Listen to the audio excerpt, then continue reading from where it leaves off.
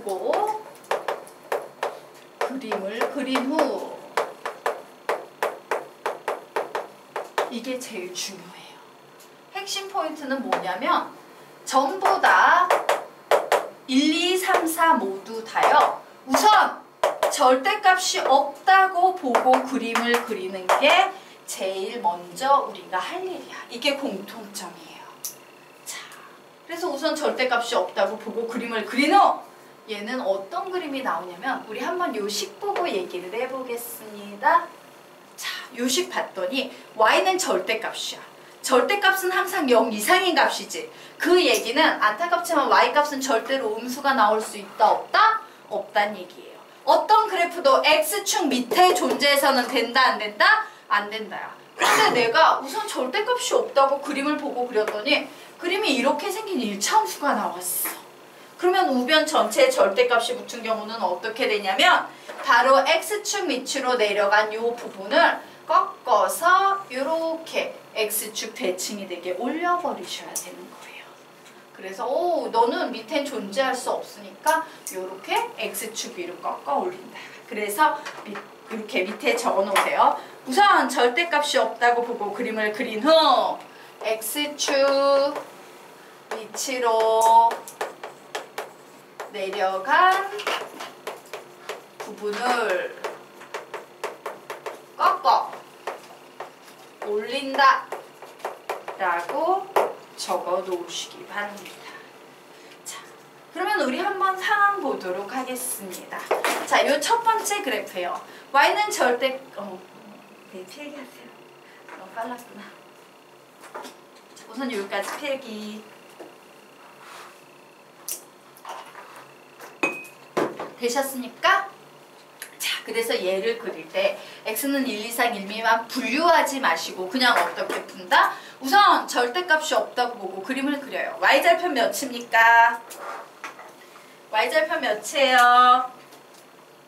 우선 절대값이 없다고 보면 y는 x-1이란 그래프지? 절대가 없다고 보면 y절편 몇입니까?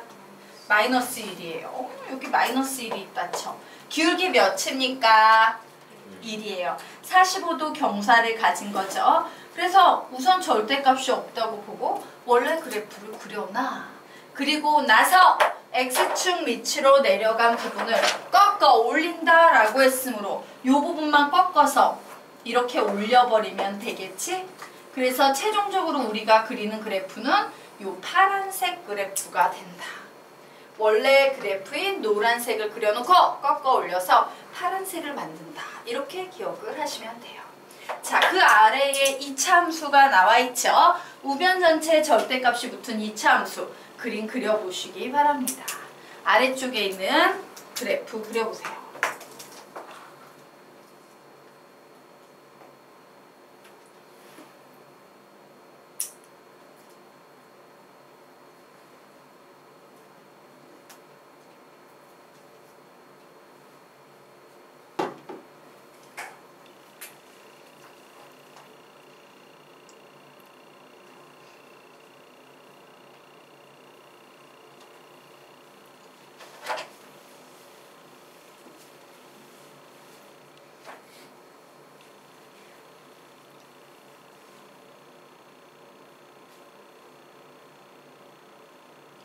그래프 그리셔야 돼요. 꼭지점 잡고 아래로 볼록인지 위로 볼록인지 표시하면 됩니다. 자, 우리 같이 한번 보겠습니다. 절대값이 없다고 생각을 해봐. 절대값이 없다면 꼭지점의 좌표는 몇 콤마 몇이야? x축의 이차함수를 0으로 만드는 x값 1. 얘가 없다고 해서 나오는 y값 1. 아, 꼭지점의 좌표는 1,1이구나 라는 사실을 알았어요. 위로 볼록입니까? 아래로 볼록입니까? 위로 볼록이야. 근데 이렇게 지나다 보면 y절편 지나잖아. 저 y절편을 찾아줘야 될 것 같아요. x자리에 몇을 대입한다? 0을 대입합니다. x를 0 대입해봐. 그럼 y값 못 나와? 0 나오지. 아, 얘는 0,0. 아, 요 정도 뚱뚱한 정도를 가지고 있구나. 요렇게 우선 절대값이 없다고 보고 그림을 그렸어요. 그런데 우변 전체에 절대값이 붙어 있으므로 우리 어떻게 해야 돼? x축 밑으로 내려간 부분은 꺾어 올리셔야 되죠? 그래서 꺾어 올려서 요렇게 x축 위에 있는 부분은 그냥 넘겨주시면 되는 겁니다.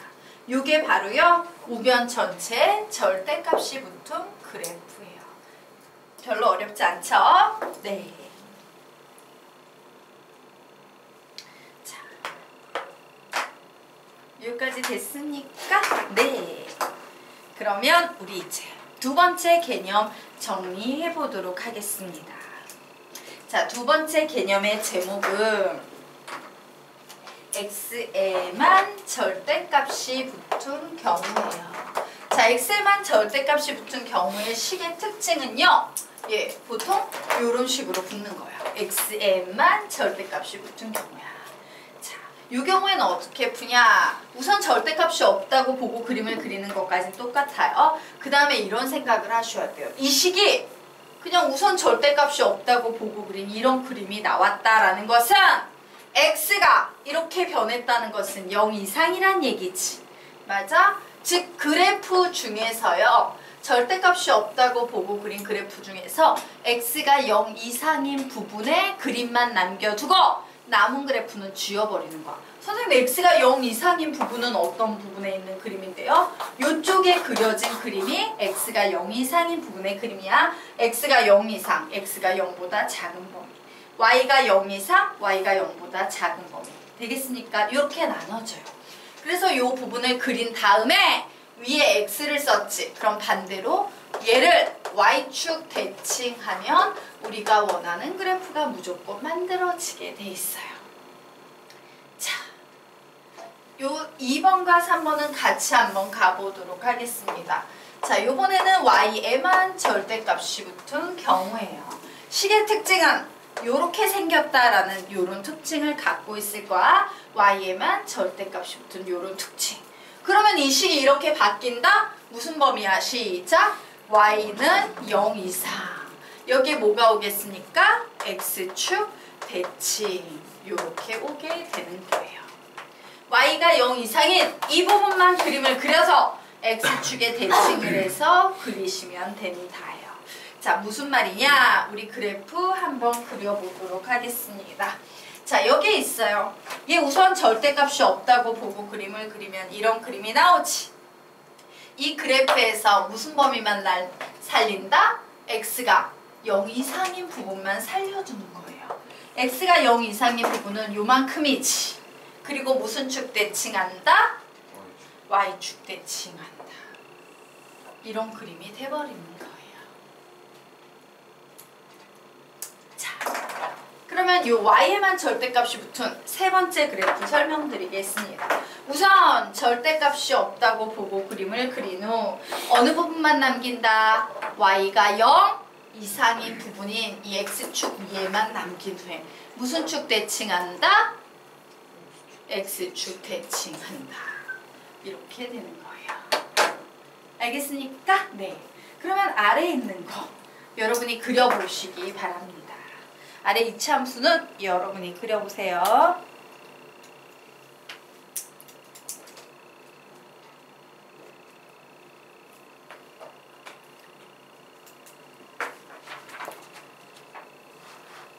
필기가 안 된 게 있어요. 요게 안 됐어요. 지금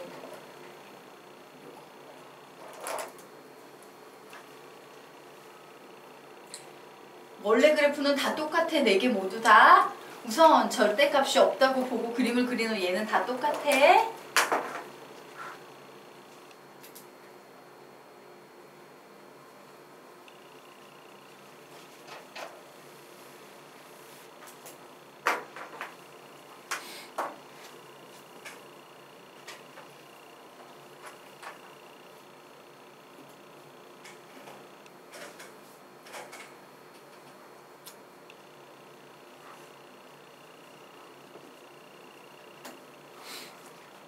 자, 15초에 같이 갈게요.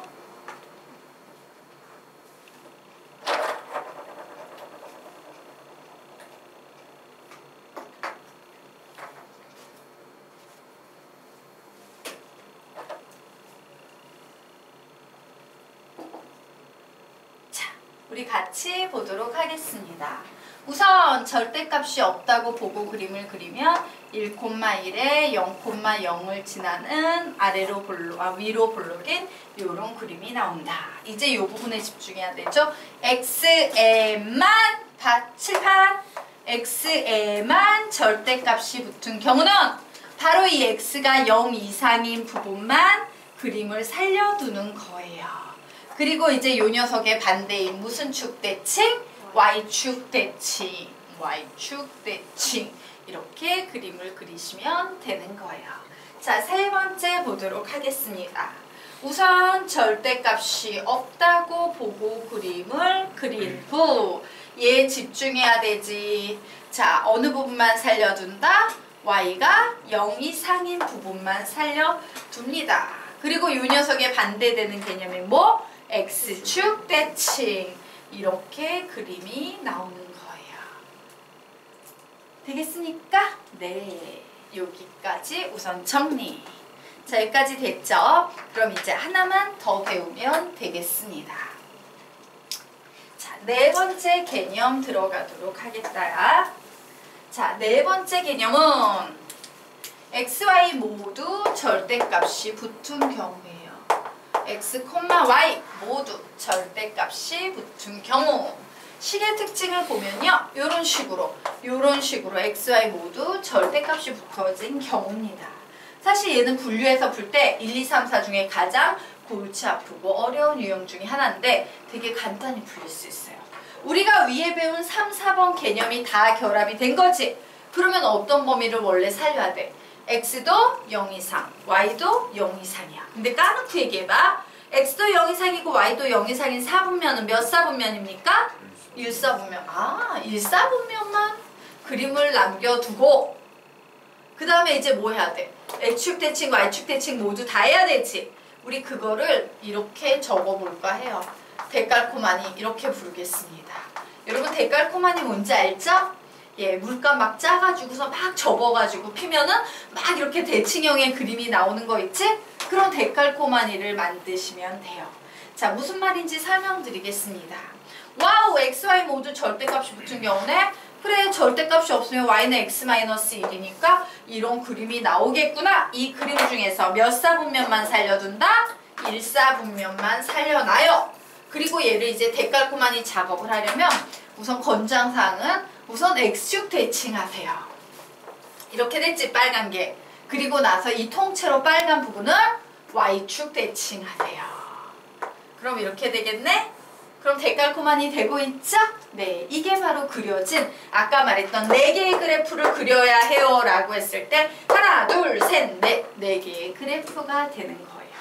자, 그러면 여러분은 아래에 있는 것도 그려보시면 되겠네요.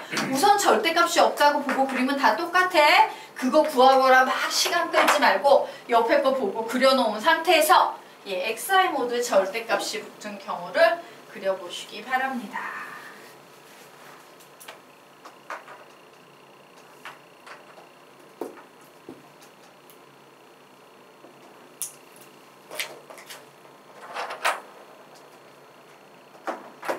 됐습니까? 네. 같이 볼까요? 우선 절대값이 없다고 보고 그림을 그린 후 x, y 모두 절대값이 붙었으므로 1사분면만 그린 후에 데칼코마니, 즉 x축 대칭한 후에 얘를 통째로 y축 대칭하면 된다 라고 이렇게 그림을 그려놓으시면 되겠습니다. 자, 여기까지 됐죠? 밑에 여백이 좀 있을 거예요.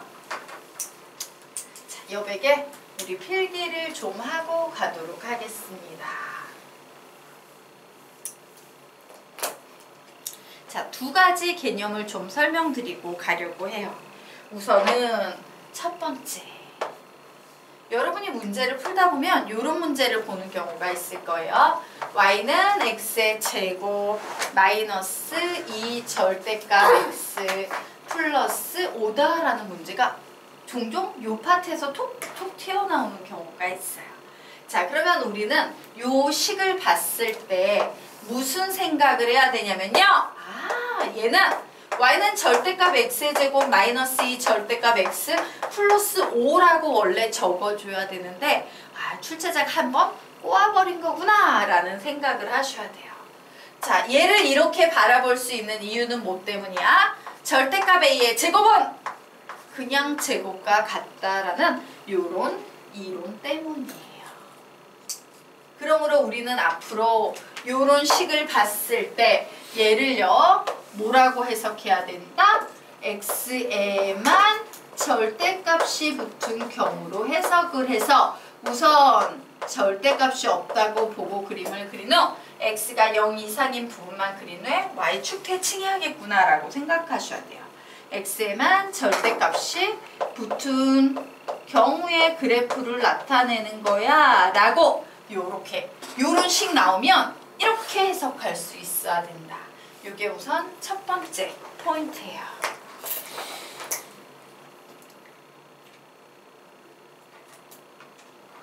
뭔가 또 하나 얘기해줘야지 했다가 그새 까먹었어.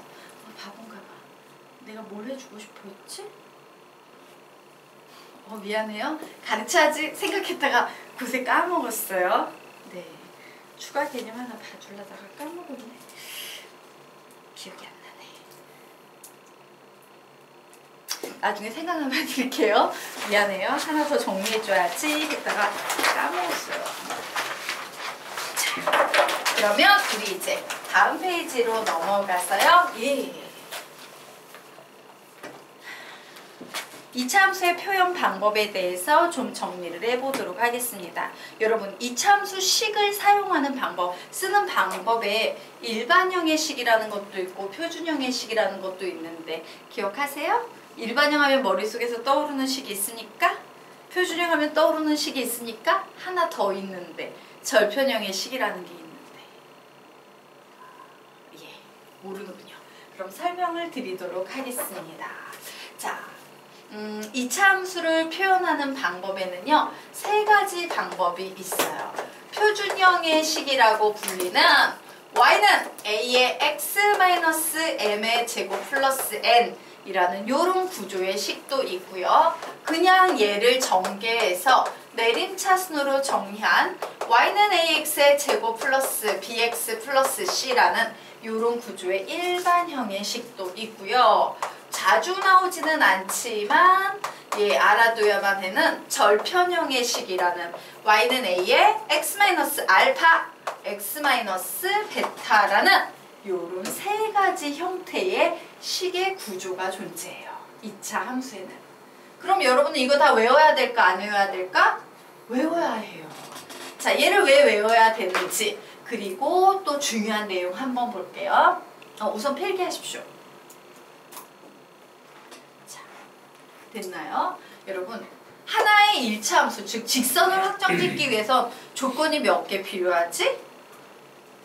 하나의 1차 함수를 구하기 위해선 출제자가 우리에게 조건을 항상 몇 개를 던져줘야지 하나의 직선을 만들어낼 수 있어요. 2개예요. 최소한 점 2개가 있어야지 하나의 직선을 구할 수 있잖아. 이유는 우리 1차 함수 얘기할 때 보통 y는 mx 플러스 n이라고 부르죠. 미지수 2개를 채울 수 있어야지만 직선을 만들 수 있다. 미지수가 2개라는 건 출제자가 우리에게 조건 몇 개 줘야 된다는 얘기야? 2개 줘야 된다는 얘기예요. 마찬가지입니다. 이차함수 하나를 만들려고 봤더니 A자리, M자리, N자리에 어떤 숫자가 들어가야 되지? 미지수가 3개니까 조건 몇 개 필요하다? 3개 필요하다. 미지수가 3개니까 조건 몇 개 필요하다? 3개 필요하다. 미지수가 3개니까 조건 몇 개 필요하다? 3개 필요하다.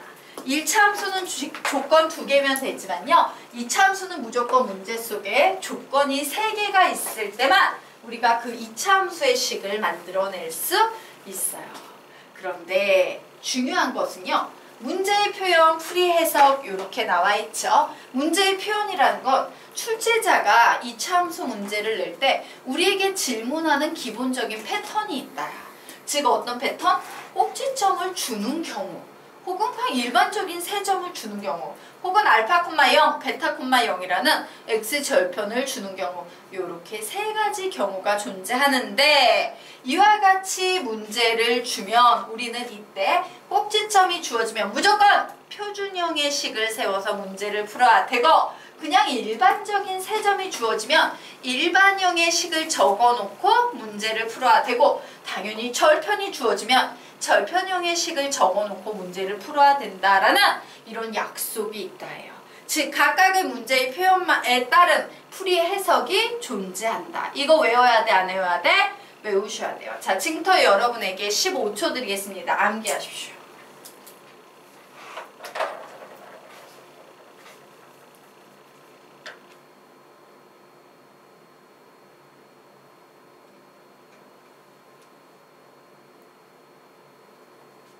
머리 좋아요. 자, 우리 채워보도록 하자. 꼭지 좀 줬어요. 시작. 무슨 형? 표준형. y는 a의 x-m의 제곱 플러스 n. 이걸 외워야 돼. 세 점이 주어졌어요. 무슨 형? 일반형. y는 ax의 제곱 플러스 bx 플러스 c. 절편 주어졌어요. 무슨 형? 절편형. y는 a의 x-알파, x-베타. 이걸 외워야 돼요. 자, 그러면 이걸 외웠을 때 문제에 어떤 식으로 접근 가능한지 우리 한번 보도록 하겠습니다. 우선 1번 문제가 나와 있어요. 0,0, 마이너스 1,7, 5,-5를 지나는 y축에 평행한 포물선의 방정식을 구하시오 라고 나왔어요. 근데 좀 이상하죠? 선생님, 그냥 뭐지? 포물선의 방정식이라고 부르지 말고 이차 함수의 식을 구하라면 되는데 왜 저렇게 냈어요? 라고 얘기를 한다면 얘는 좀 깊이 있게 뒤까지 보고 간 거예요. 사실 우리가 지금 배우는 2차 함수는요. 축이 항상 y축에 평행한 이런 축을 가진 포물선이라고 불리는 녀석인데, 여러분이 이과수학을 해서 나중에 기하 벡터를 가게 되면요. 축이 x축에 평행한 이런 포물선도 사실은 존재할까 존재하지 않을까? 존재해요. 요거는 2차 함수라고 얘기될 수 있지만 요거는 나중에 이제 이과 애들만 배우는 기백의 영역, 포물선의 방정식 영역이야. 그래서 2차 함수를 조금 색다르게 이렇게 그냥 표현했을 뿐이다 라고 생각하시면 돼요. 자, 그러면 어쨌든 우리 식 만들어 보도록 하겠습니다. 근데 하나 묻자. 자, 포물선의 방정식은 포물선의 함수라고 안 부르지. 이유가 뭐야? 얘는 포물선의 함수라고 안 부르고 이렇게 생긴 건 무조건 포물선의 방정식이라고 불러요. 자, 수학상 혹시 뒷부분 배우신 분들 원의 함수라고 안 부르고 원의 방정식이라고 불러요. 타원의 함수라고 안 부르고 타원의 방정식이라고 불러요. 포물선의 함수라고 안 부르고 포물선의 방정식이라고 불러요. 이유가 뭐지? 보여드릴게요. 우리가 배운 것 중에 함수라고 불리는 녀석들은요. 1차 함수, 2차 함수, 3차 함수, 예를 들면 분수함수, 무리함수, 뭐 이렇게 생긴 녀석들이 있어. 자, 함수라고 불린 녀석과 색깔 같다. 이제 내가 뭘 빼먹었는지. 함수라고 불리지 못하는 녀석들 사이에는 차이가 하나 있어요. 그 차이가 바로 뭐냐면 일자를 내리어 그었을 때 함수라고 불리는 녀석은 무조건 몇 점에서 만나야 된다? 한 점에서 만나야 되지만 이렇게 한 점이 아닌 2개, 3개, 4개 이런 여러 개의 점에서 만나는 녀석들은 함수가 아니다라는 특징이 있어요. 그래서 함수가 아니니까 방정식이라고 불리는 거야. 알겠습니까? 예, 이게 함수와 방정식의 차이야. 선생님이 아까 가르쳐야지 이랬다가 빼먹은 거 생각났어요. 1페이지. 1페이지 하단에 우리 필기 하나 해놓도록 하겠습니다. 자, 1페이지 하단에 우리 또 이런 거 필기해 놓도록 하죠. 위에 나온 그림을 한번 보세요. 아, 1페이지 아니다. 2페이지니? 미안. 3페이지니? 3페이지 하단에다가 우리 필기 하나만 해놓고 갈게요. 우리 3페이지에 나와 있는 그림을 한번 볼래요? 그림을 한번 보면 이렇게 뭐지? 그 우변 전체에 절대값이 붙은 경우도 결국엔 x의 절대값이 붙은 경우지. 맞아? y는 얘 절대값 샬라샬라 식이니까 얘는 전부 다 그림이 함수야 함수가 아니야? 우변 전체에 절대값이 붙은 경우는 함수야 함수가 아니야? 함수야. 그지? 그러면 x에만 절대값이 붙은 경우는 함수야 함수가 아니야? 함수야. 그런데 y에 절대값이 붙은 경우는 함수예요 함수가 아니에요? 함수가 아니지. 그리고 x, y 모두 절대값이 붙은 경우도 y에 붙은 절대값 때문에 함수가 아니에요. 그래서 우리 이렇게 정리를 해놓도록 하겠습니다. x의 절대값이 붙으면 함수, y의 절대값이 붙으면 함수가 아니다. x의 절대값이 붙으면 함수, 준아 받았어야 돼. x의 절대값이 붙으면 함수, y의 절대값이 붙으면 함수가 아니다. 이렇게 적어 놓으세요. 모든 식의 공통적인 특징이에요. x의 절대값이 붙으면 함수지만 여전히 y의 절대값이 붙으면 함수가 어느 것도 안 된다 라는 거 조금 정리를 해 놓으시기 바랍니다. 자, 되셨습니까? 네. 어쨌든 고로 우리는 이제 4페이지로 넘어와서 문제를 풀어보도록 하겠습니다.